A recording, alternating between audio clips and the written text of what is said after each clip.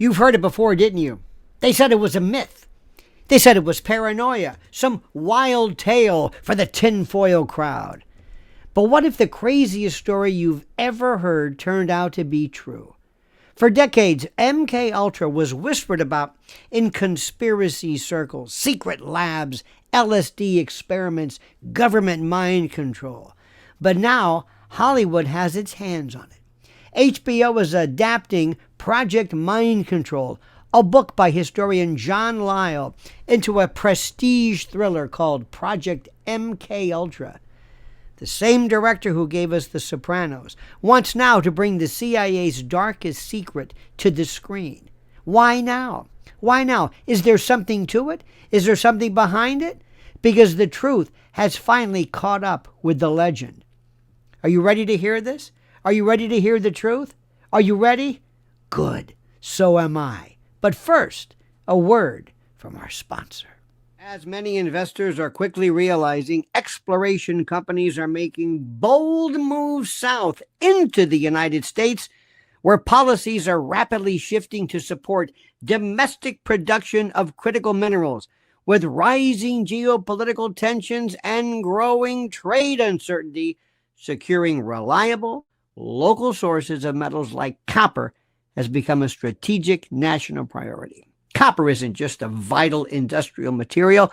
It's a backbone of national defense and advanced military technology, from communication systems and radar to weapons guidance, aerospace, and naval infrastructure. Copper plays a critical role in maintaining military readiness and technological superiority. And now, U.S. copper prices are reflecting that urgency. After threats of a massive 50% import tariff on Chinese goods, prices have surged, sending a clear message: domestic copper is more valuable than ever. That's why District Copper Corporation is starting to stand out. The company recently secured a U.S. market listing, ticker CAXPF, a strategic move that boosts its visibility with American investors and aligns it with federal priorities around critical mineral supply chains. District Copper is advancing its projects with a focused mission to help reshore copper supply and support industries vital to U.S. national security. With copper hitting 16-month highs, global supply chains under pressure, and the looming potential closure of one of the world's largest copper mines in Indonesia, the need for stable domestic production is becoming urgent. In this environment, District Copper Corporation is positioning itself for a long-term growth and potential expansion into key U.S. states known for their strategic mineral wealth. The company is aligning with powerful macro trends and with the growing demand for copper in defense, aerospace, and secure communications. The timing couldn't be better. If you're following developments in critical minerals and defense-related resource strategies, District Copper is one to watch. Click the link in the description to learn more. And thank you to District Copper Corp for making today's video possible. For years, the mainstream media called it fiction, a Cold War ghost story. They said the CIA drugged people, tested LSD on civilians? Impossible. No way, that's nuts. But then came the declassified files, hundreds of pages detailing a real operation that spanned hospitals, prisons, universities, and safe houses. Its architect was Sidney Gottlieb, the CIA's chief chemist. His mission was to explore how to control the human mind.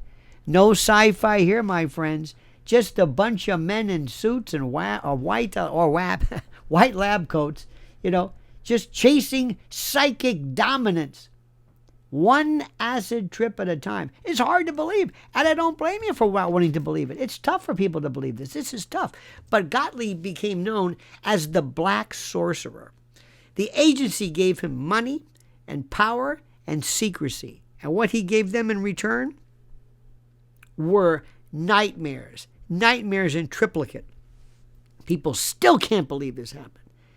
And as the LSD haze lifted over America, the counterculture that it birthed, in essence, traced its roots right back to those secret labs. You know, the whole turn on, tune in, drop out movement? Well, let me tell you something. The thing that terrified parents and thrilled rebels began with CIA research grants. Oh, this is critical. Are you surprised you haven't been taught that? Are you surprised what the cable news hasn't discussed it? Well, John Lyle's book, Project Mind Control, doesn't speculate, it documents. It draws from hundreds of pages of sworn depositions and interviews and culled and collated and acquired declassified memoranda. They describe experiments that sound like horror fiction. Patients dosed without consent. Prisoners pumped full of psychedelics. Soldiers tested until their sanity cracked. How far could they do this? It's Manchurian Candidate, baby, on steroids. Okay? Even the agency itself eventually burned the records, but not fast enough, because the Church Committee uncovered fragments, and the rest leaked out over decades. Each document erased another so-called conspiracy theory. And now, decades later, the story has become entertainment, mainstream. HBO's official description calls it a dramatic thriller centered on the infamous chemist and spy master Sidney Gottlieb, who conducted dangerous and deadly mind control experiments on willing and unwilling subjects. That's not rumor. That's the network's log line. What was once unthinkable is now prestige drama. So why is the story reemerging? Why now? Why now? Because we live now in an age, thank God, that rhymes with the Cold War, a time when information itself is weaponized, when data replaces LSD as the new serum. You know, back then they wanted to control thought chemically. Now they shape it algorithmically. Look at what we're doing right now. This is mind control, believe it or not.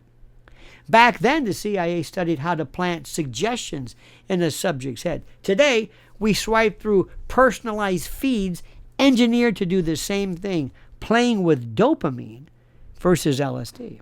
And that's why MKUltra isn't just history, it's prophecy. It's a mirror held up to the present. The same question echoes, how much of your mind is still your own? You know, when David Chase, by the way, if you ever see this guy speak, looks like he's been a subject of a few experiments, but when he speaks, you know, he, of course, is the mind behind The Sopranos. He's a genius for that. But he takes on this material. It means one thing. It means the establishment wants to talk about what it used to deny. Project MKUltra will explore Gottlieb's obsession, the human cost, the shadow politics behind it.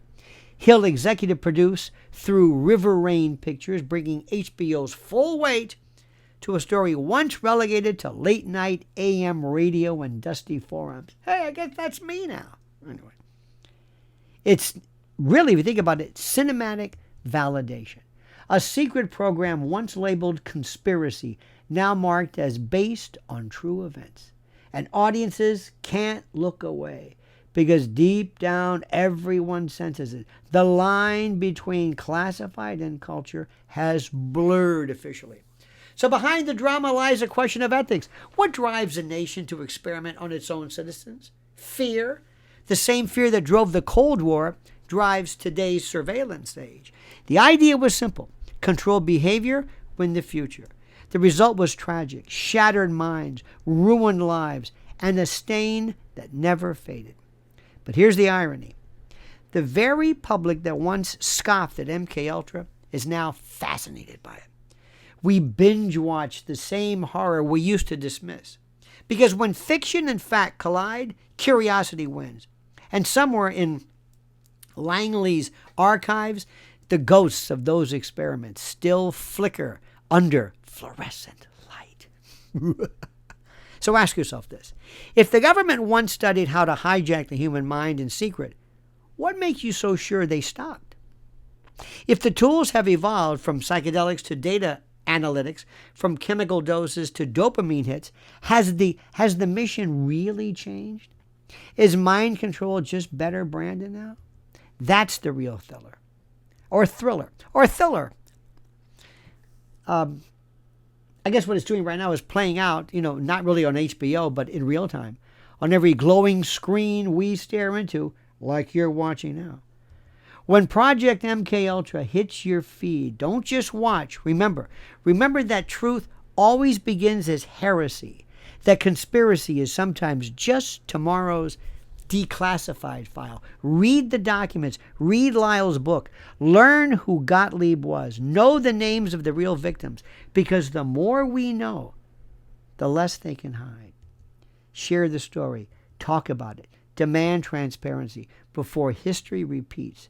Because the mind is the final frontier. And once it's conquered, freedom becomes illusion. You know, they called it a conspiracy in a conspiracy theory. Now they call it television. What will they call it next? If you value truth over comfort, hit subscribe. The next secret, my friend, drops soon. What do you think? I know you love this. You love this as much as I do because it is absolutely, unequivocally, absolutely fascinating. Now do me a favor. Make sure you like this video. Subscribe to it. Subscribe to the channel. Help us spread our mind control. Hit that little bell so you're notified of live streams and new videos.